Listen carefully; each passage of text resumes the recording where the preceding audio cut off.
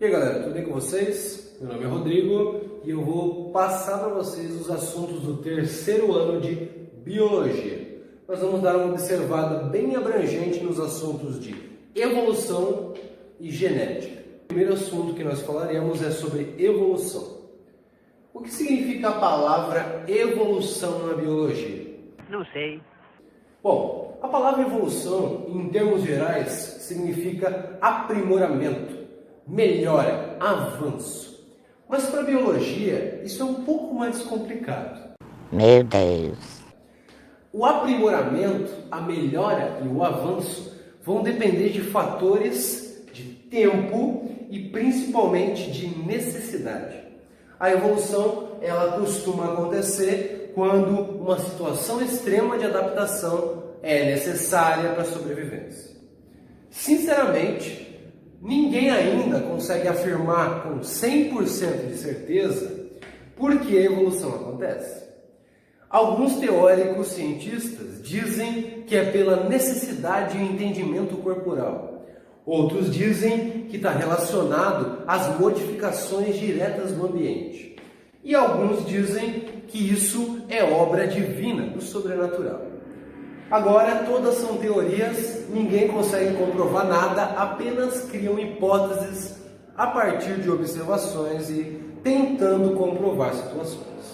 Então, nessa ideia, nós temos uma rixa muito clássica que vai criar as principais diferenças das teorias, aonde um lado escolheu a ciência e o ceticismo para explicar a evolução e o outro escolheu a crença e a fé para explicar a evolução.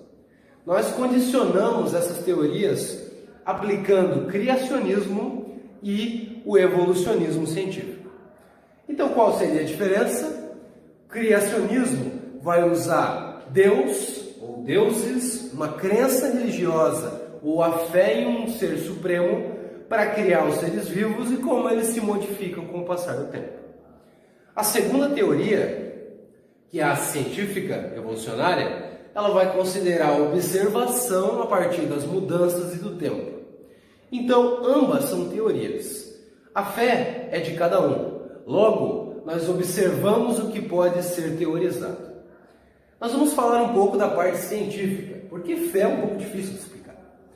Então, vamos falar um pouco da evolução em relação ao que a ciência compreende como característica de modificação. Primeiro, para entender a evolução, nós precisamos comparar. Comparar um ser vivo muito antigo com um ser vivo atual. E além disso, comparar o tempo muito antigo com o tempo atual. Porque o ser vivo sofreu evolução, mas foi o tempo e as mudanças nele que condicionaram essa evolução. Logo, a evolução na biologia, de uma maneira simplificada, ela observa a adaptação das espécies às mudanças do ambiente para sobreviver. Isso porque, se ela não consegue se adaptar, a possibilidade daquele animal, daquele ser vivo, é de deixar de existir. A comparação é o alicerce da evolução. Ela vai usar características, objetos, vestígios de seres vivos para fazer a comparação entre eles, entre os atuais, entre os antigos. Essa comparação vai observar semelhanças, diferenças e vai possibilitar tentar montar uma estrutura evolucionária. Então, o sistema de comparação vai depender muito dessa palavra aqui, o fóssil ou os fósseis. Os fósseis são os vestígios dos seres vivos que existiram em épocas passadas. Por exemplo, um esqueleto de dinossauro, uma carapaça, uma pegada.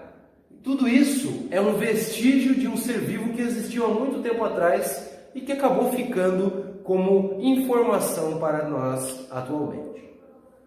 Então, galera, a evolução nada mais é do que um estudo comparativo, observando fósseis, vestígios de seres antigos e vestígios, características de seres atuais. Essa comparação vai criar a estrutura evolucionária a partir de suposições.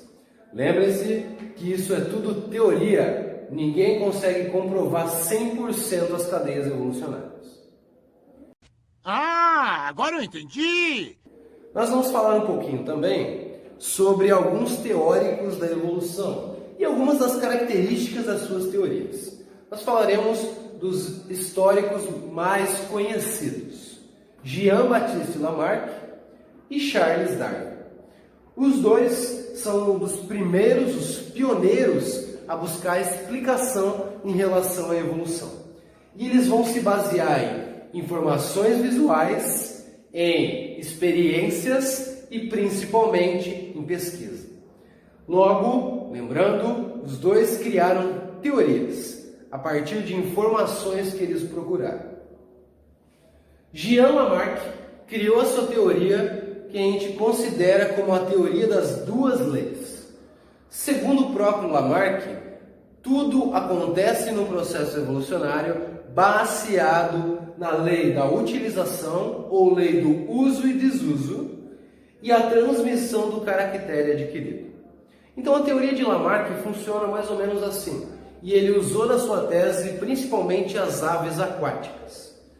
Para quem já viu por aí uma garça, um albatroz, um pelicano, várias das aves que vivem em locais encharcados, tanto no litoral quanto em pântanos ou planícies com charcos, nós temos características, ou melhor, nós temos uma característica que diferencia as aves das outras em uma relação geral: as pernas compridas. Uau! Então essas pernas compridas, na visão do Lamarck, foram a explicação dele num processo evolucionário por observação das aves. Por que Lamarck usou essas aves? Porque na visão dele, aquelas pernas compridas eram uma maneira, um comportamento do animal, uma resposta ao ambiente do qual ele vivia. As aves que viviam em locais secos não precisavam de pernas compridas. Então elas mantiveram o padrão de todas as aves no sistema evolucionário com as pernas curtas. Já as aves que viviam em um meio com água, um meio aquático, elas tinham dificuldade de voar por molhar as penas. Se eu não consigo voar, eu viro presa. Se eu sou presa, eu deixo de existir. Então a necessidade, o acaso, ainda não se sabe exatamente o que, proporcionou essa mudança, onde as aves estendiam seu corpo para evitar se molhar. Logo, na consequência, na visão de Lamarck, as pernas esticavam. Aí entra a primeira lei, uso e desuso. Segundo Lamarck, aquilo que se utiliza no organismo aprimora, avança, evolui, fica melhor. No caso da explicação dele, as pernas das aves para evitar se molhar. Aquilo que não se usa atrofia e desaparece. Entretanto, depois de fazer essa modificação corporal pela evolução, as espécies passariam a empregar a segunda lei, que é a lei do caractere adquirido. E como é que essa lei funciona? Aquilo que se modifica no corpo passaria para os descendentes na reprodução. Entretanto, com a descoberta do código genético e com a percepção da transmissão hereditária, cientistas que vieram depois de Lamarck observaram a teoria de Lamarck e descobriram que a teoria dele estava errada, exatamente na segunda lei do caractere adquirido. E por que tinha erro nessa teoria? Porque só passamos para os descendentes aquilo que está escrito no código genético. Aquilo que nós modificamos no corpo, por alguma maneira, um exercício, uma alteração corporal, não vai ser modificado a partir do código genético. Vamos usar um exemplo bem simples. Se a moça não gosta do seu nariz e faz uma operação para deixar o nariz bonitinho, quando ela tem um filho, o filho não vai vir com o nariz bonitinho, o filho vai vir com o seu nariz por uma transmissão hereditária. Porque o nariz dela foi ela que modificou, o seu próprio corpo. E o que o filho recebeu foi a transmissão hereditária, o código genético. Por isso, a segunda lei de Lamarck é considerada como um erro na teoria evolucionária, que quase foi totalmente desconsiderada. Entretanto, a lei do uso e desuso funciona bem e, se observarmos aí no mundo natural, ela acontece quase respondendo à necessidade do corpo.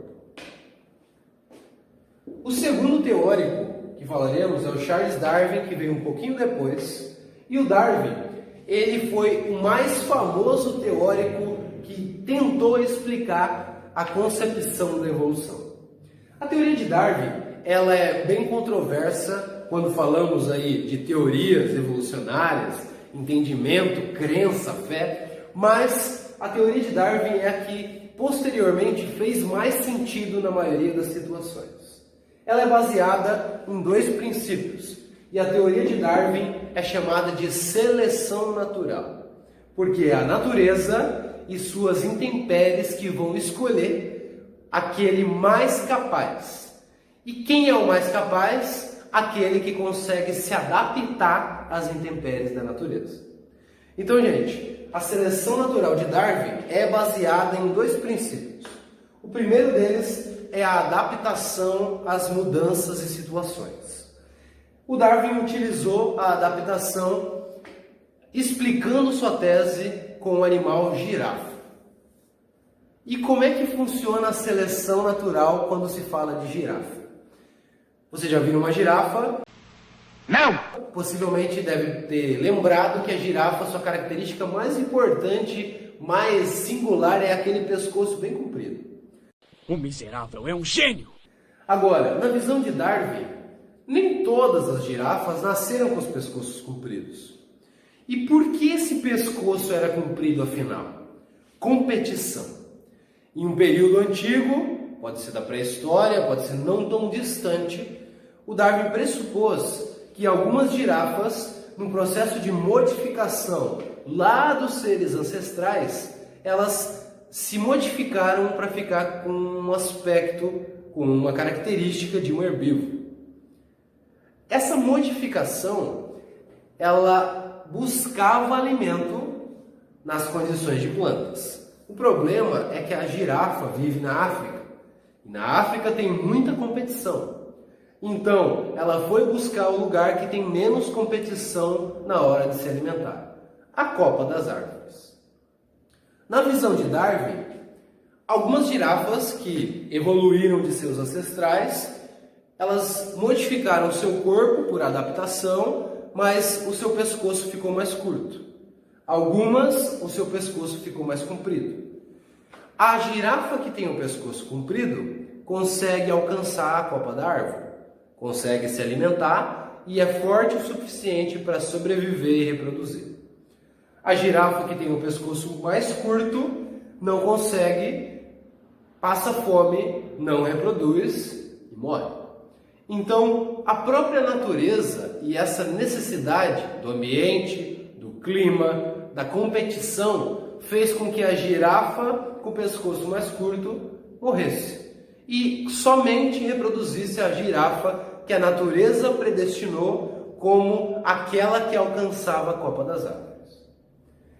Só que aí chega a segunda questão. E por que a girafa modificou seu pescoço? Por que algumas teriam o pescoço mais curto e outras não? E aí a gente entra na segunda percepção de Darwin, que é o da modificação da espécie. Segundo Darwin, as necessidades do ambiente, que é o que talvez criariam a condição evolucionária, elas fariam com que os animais, os seres vivos, evoluíssem em momentos diferentes, não ao mesmo tempo. Então, essa modificação de um ser vivo pode criar novas espécies. Conforme ele vai se modificando, novas características vão aparecendo. E quanto mais características diferentes vão ser também os seres vivos. Por exemplo, é comprovável, segundo observação de fósseis, que a maioria das aves evoluiu dos dinossauros, dos répteis. E pra gente, se vocês pararem para pensar um pouco inconcebível que um tiranossauro, um lagartão de 10 metros, 20 metros de altura, vira uma galinha. Meu Deus.